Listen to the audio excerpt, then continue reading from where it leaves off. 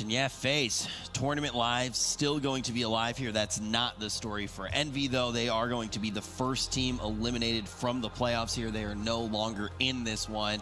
And, you know, I got to think right now, Chance, when we actually look at it, I mean, it's crazy when you have the top 8 teams and we're here and we just have this playoff bracket.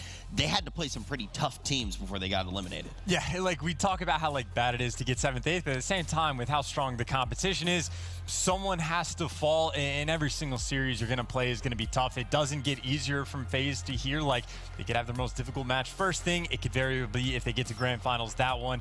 Every single match is going to be tough. It's insane. Being in the losers bracket sucks. It really sucks. You got to play against a lot of teams, and you only have that one lifeline for the rest of the tournament. Looking right now, though, these hard points, Phil, absolutely insane to watch. Yeah, insane to watch, and I do want to touch on FaZe hard point yesterday against TK.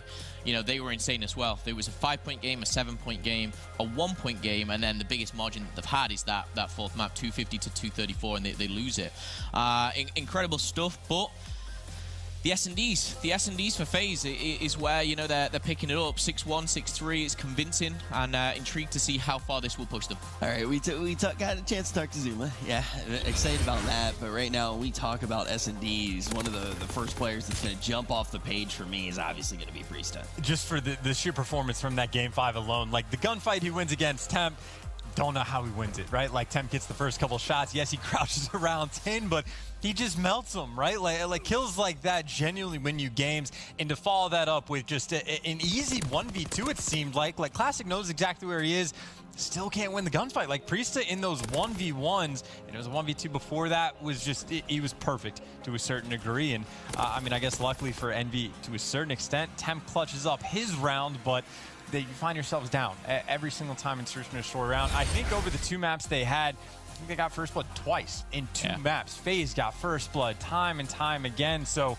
the occasional round that Envy is able to clutch up isn't going to be good enough because you're just getting steamrolled otherwise. So FaZe is impressive. I mean, I think to what they had their match against TK yesterday, the reason I thought that FaZe might have had the edges because I just thought their CTF would have been good enough to force that game number 5 should the other maps go the way they went. But surprisingly for TK, they pull off that CTF win, so I think that's huge for that team. But obviously, if you go all the way to Game 5 against FaZe, it's just going to be a tough series. Like, Envy, to even force that game number 5, it was difficult for them. They need 2 miraculous hard points just to even get that far, and that's why FaZe, they're a tough matchup for anybody. Yeah, they definitely are, and then with Priesta playing like that as well, but they have a very long road ahead of them still. Yes, they come out on top in this one, but they are still in that loser's bracket. And look just how many series you have to go through if you want to make it all the way back to the grand finals.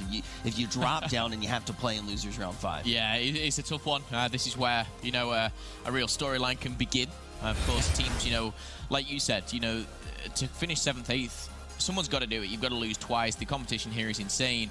But then you start seeing these kind of maybe storylines to build, and FaZe, they're a team where if they can get some kind of momentum going into this, they can make a run for this one. We're going to see how far it can take them, but I think the S&Ds, that's always a great start for them to be, you know, wiping those ones quite convincingly.